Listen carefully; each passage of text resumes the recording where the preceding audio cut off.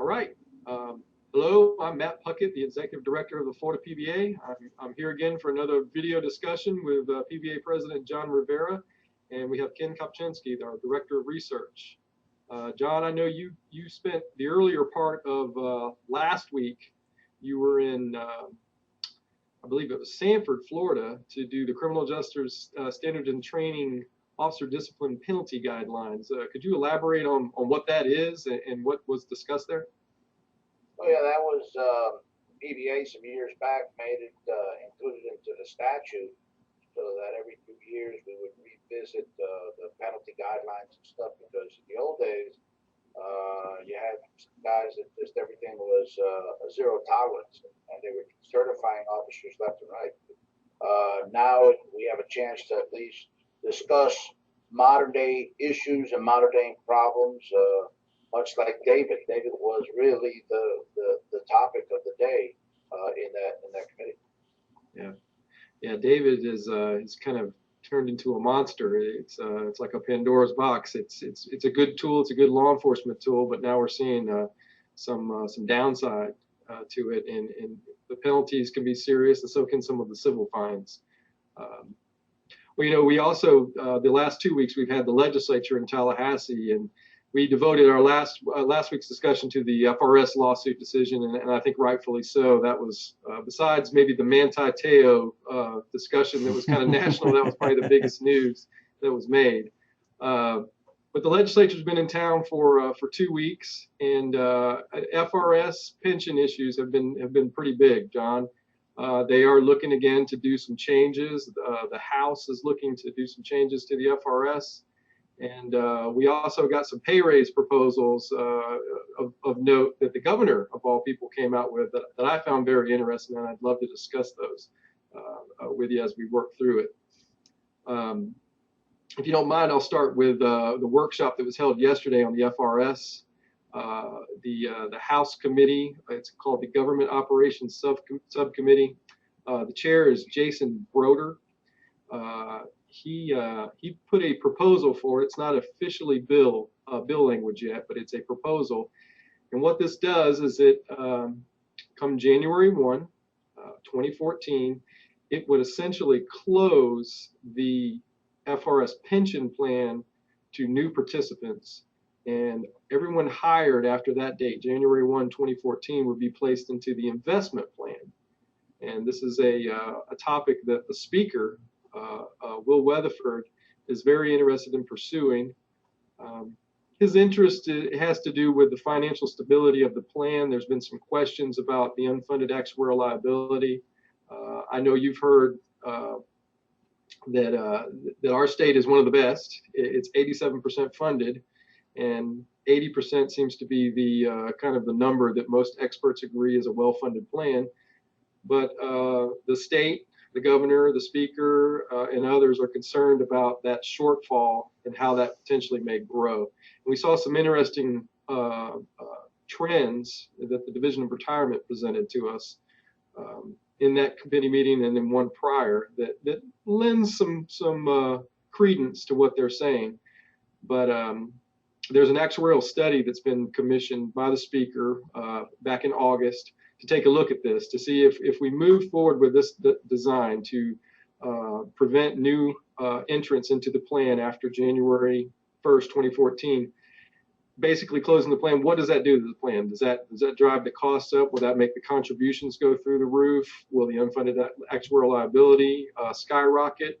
Previous studies have shown that it will. So what they're going to need to do is, if they do this, they're going to have to come up with some kind of funding source to offset that shortfall. And I don't know where that money is going to come from. This is probably the first year in many that we've seen any kind of surplus in state revenues. So, there's a lot of details that need to be worked out. The first being that we need the results of the study to come back. Yeah, this whole legislative process is a very, very complex one, as you know. One of the things that I pray that our leaders have a little bit of common sense and make sure that they don't just jump off the cliff and not make sure that there's a parachute. I hope that they move slowly. I know that they they want to move in a positive direction, and you know, we want to make sure that it's put in a way that is fair and that we get correct numbers. You know, we've in the past have not always had correct numbers, if you know what I mean.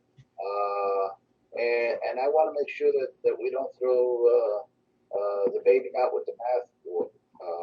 We want to make sure that this is done methodical and emotional. And the first is that we clear and protect our members as best we can. Right. And I can say the chairman's comments and the speaker's comments have been, let's do no harm to retirees and the actives. But he wants to close the plan off, or they want to close the plan off. You know, the other aspect of this, and something that I think is very serious for the folks that are not yet the unborn, so to speak, that may be hired later on, is the plan as it stands right now would not allow disability benefits for the new employees.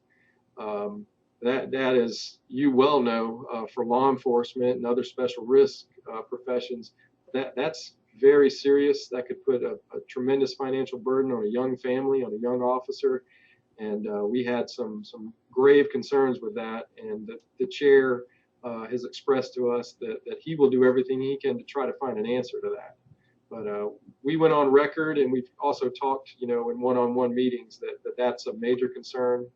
And we want to see where the revenue is going to come from to fix this, what we know will be a shortfall based on the study results. So we're in the mix, but there's a long way to go, as you say. We want to go slow and do it right if we do it at all. Yeah, absolutely. And, you know, we always have those people that believe that employees should pay to have the right to work for government, such as the League of Cities.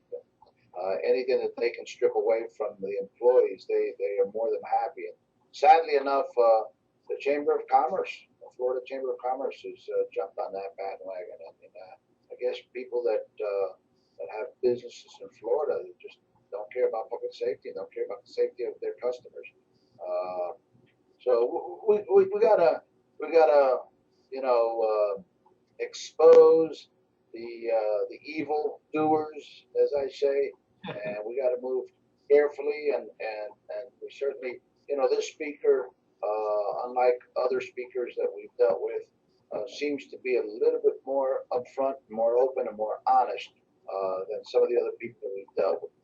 Yeah, he's been a good friend to law enforcement in the PBA, and I know he wants to do no harm, but I also understand that he's looking at the demographics, and as the baby boom generation kind of moves into retirement and the generations after that come in, he sees a gap there that he'd like to close as far as the unfunded liability.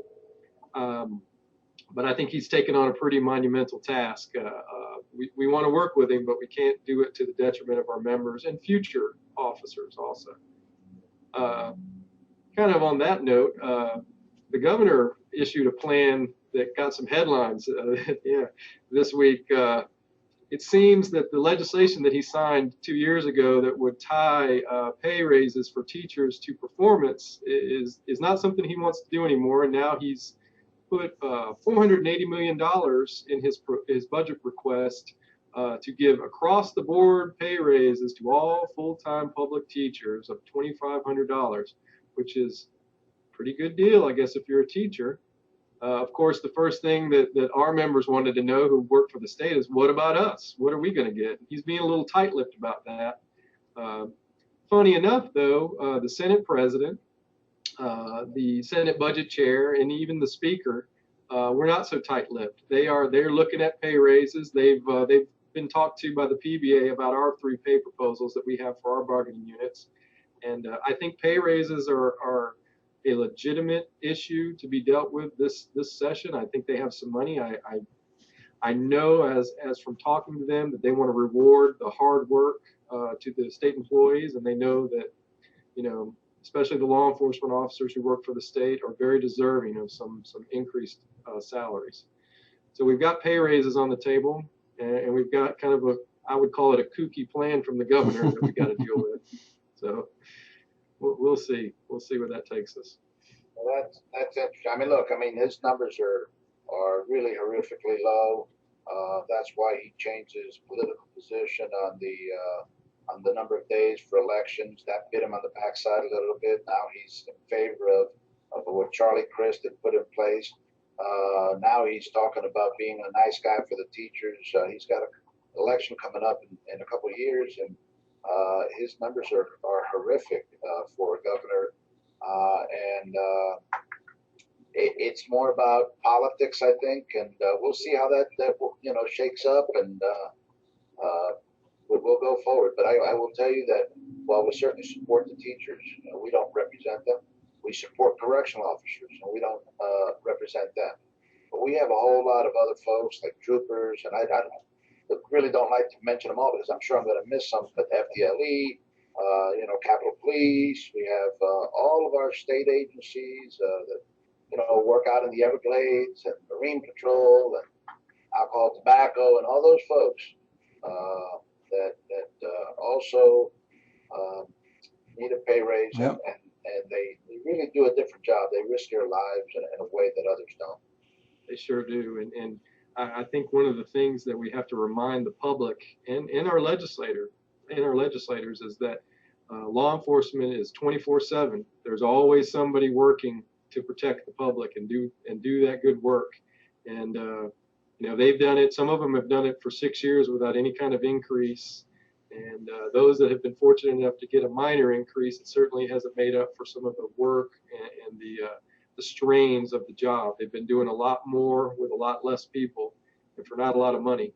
And considering how the last 2 years have gone, and that's for all of law enforcement, that's for our deputies and the municipal officers that are in the FRS. This has been a tough 2 years, to have the COLA suspended in the FRS, to lose be required to contribute 3% to your pension.